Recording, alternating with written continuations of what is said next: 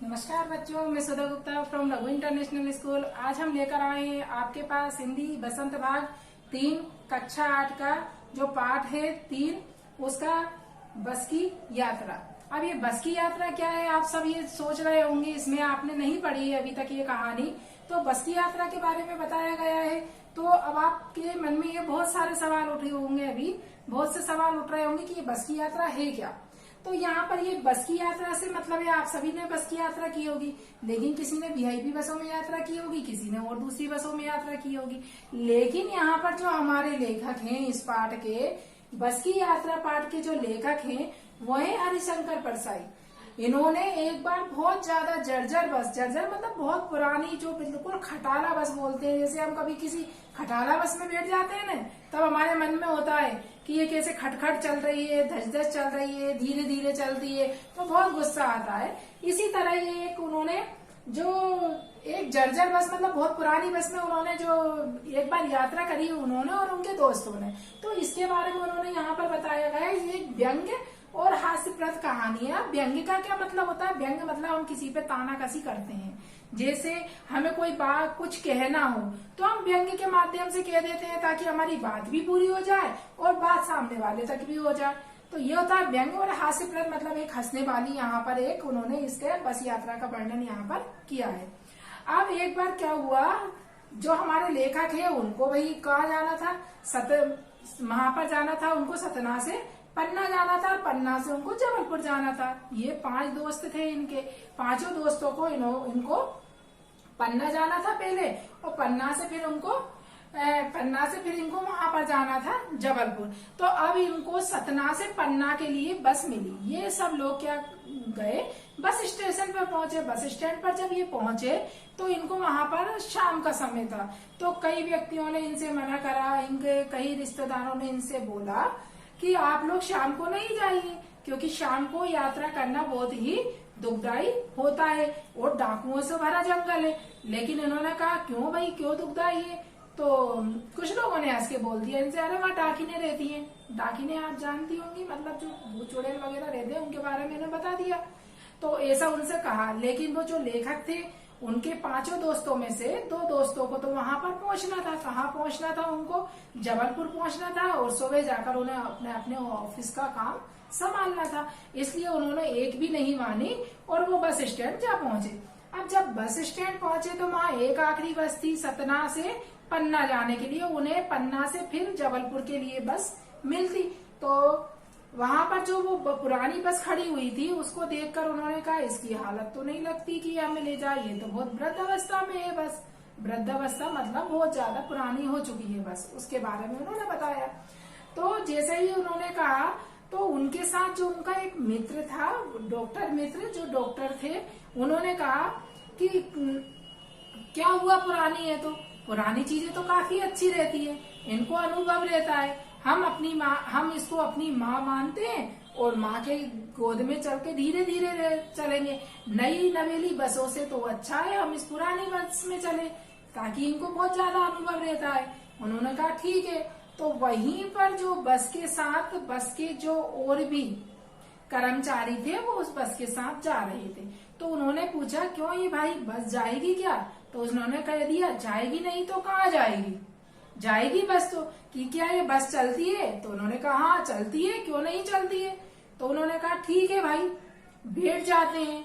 अब जो कुछ लोग उनको वहां पर छोड़ने के लिए आए थे, लेखक को जो उनके रिश्तेदार या जो भी मोहल्ले के अड़ोस पड़ोसी थे वो लोग छोड़ने के लिए आए थे। तो उन्होंने कहा भैया जा तो रहे हो, भगवान भरोसे है, आओगे कि नहीं आओगे वापस? इस तरह से उन्होंने उनके ऊपर व्यंग्य कसा। तो उन्होंने कहा नहीं आएंगे, क्यों नहीं आएंगे, हम अपनी माँ की गोद में जाकर, माँ की गोद में बैठकर जा रहे हैं। तो ऐसे करके वो 5 दोस्त उसमें बस में सवार हो गए। अब बस धीरे धीरे धीरे डगर मगर, अब उसका इंजन तो ऐसा था कि ये भगवान, ऐसा लगा हुआ था कि सारी सीटों के नीचे उसका इंजन लग रहा हो। अब धचक धचक आपने देखा, कभी कोई बैठा होगा आप लोगों में से, बैठा है या नहीं बैठा है? आप लोगों में से कोई ना कोई ऐसी बसों में बैठा होगा। मैं तो बैठी हूँ, मुझे मालूम है कैसे दचक दचक करके हम लोग वहां तक पहुंचते हैं। भाई वो धीरे धीरे 10 किलोमीटर जैसे पार करे तो वहां पर जाकर देखा कि उसके गाड़ी का जो टायर था, बस का टायर था, वो पंचर हो गया। अब वो पंचर हो गया तो पंचर होने के बाद पहले उसको ठीक कराया, फिर धीरे धीरे धीरे धीरे दचड़ दचड़ दचड़ करते करते आगे पहुंची तो देखा तो उसका जो पेट्रोल डीजल का था वो टैंक में छेद हो गया। अब भैया लेखक वगैरह कहने लगे कि हे भगवान, अब हम आज पन्ना पहुंचेंगे कि नहीं पहुंचेंगे। तो उन्होंने ड्राइवर से कहा, क्यों भाई, अब गाड़ी को तेल पिलाना पड़ेगा, पेट्रोल इसमें अब क्या करना पड़ेगा, इसको तो शरबत पिलाना पड़ेगा। शरबत से तात्पर्य यहाँ पर लिया गया है उन्होंने कि गाड़ी में अब क्या डीजल और पेट्रोल डालना पड़ेगा। उन्होंने कहा हाँ, तो कि भाई पाइप लाइए, पाइप से पिलाते हैं। तो पाइप से उन्होंने कुछ उसमें डाला और ऐसे करके धीरे धीरे धीरे, लेकिन यहाँ पर लेखक ने ये उम्मीद छोड़ दी थी कि अब हम आगे यहाँ पर हम हमारे सही समय पर तो नहीं पहुंच पाएंगे। सही समय मतलब उनको तो रात में ही पहुंचना था, क्योंकि उनमें से जो 2 दोस्त थे उनको तो कहाँ पर जाना था, उनको तो ऑफिस ज्वाइन करना था उनका जाकर जबलपुर में। लेकिन जब वो वहां से पन्ना ही नहीं पहुंच पाएंगे, पन्ना से जब उनको बस मिलती तब तो वह जबलपुर पहुंच पाते। इस तरह वो धीरे धीरे बस की यात्रा करते रहे। कौन सी? खटाला बस की, जो बहुत जर्जर थी। बस सचमुच चल पड़ी और इसमें लगा कि ये गांधी जी के असहयोग आंदोलन। अब यहाँ पर उनके व्यंग्य और हास्य, वो जो धीरे धीरे जो हमारे जो लेखक हैं हरिशंकर परसाई, ये एक व्यंग्य कवि हैं, व्यंग्य और हास्य कवि हैं। कभी भी आप पढ़ोगे इन्होंने बहुत से व्यंग्य और एक हास्य कवि रहे हैं। तो इस तरह से इन्होंने क्या करा, धीरे धीरे धीरे वो बस के ऊपर बहुत सारी बातें बताई। उन्होंने कहा ये तो भाई कैसी है, आज गांधी जी के असहयोग और सविनय अवज्ञा आंदोलनों के वक्त अवश्य जवान रही होगी। उन्होंने इस बस के बारे में बोला कि भाई ये तो गांधी जी, अब गांधी जी का जमाना कब था, कब सविनय अवज्ञा आंदोलन, असहयोग आंदोलन के समय में ये बस कैसी रही होगी, जवान रही होगी। अभी क्या हो गई है, वो बहुत पुरानी हो गई है, तो इसलिए उसको वृद्धावस्था का नाम दिया है। उसे ट्रेनिंग मिल चुकी होगी, हर हिस्सा दूसरे से असहयोग कर रहा था मतलब उसके जो बॉडी पार्ट थे सब हिल डुल रहे थे मतलब वो एक साथ नहीं थे। खटर खटर, इधर सीटों की आवाज आती, इधर खटर खटर खटर किसकी आवाज आती, इंजन की आवाज आती, इधर स्टीयरिंग की आवाज आती, तो कहीं टैंक फूट जाता। इस तरह उस बस का काम चल रहा था। बस की रफ्तार 15-20 मील हो गई थी। अब मतलब धीरे धीरे उसकी क्या हो गई, रफ्तार बढ़ गई थी।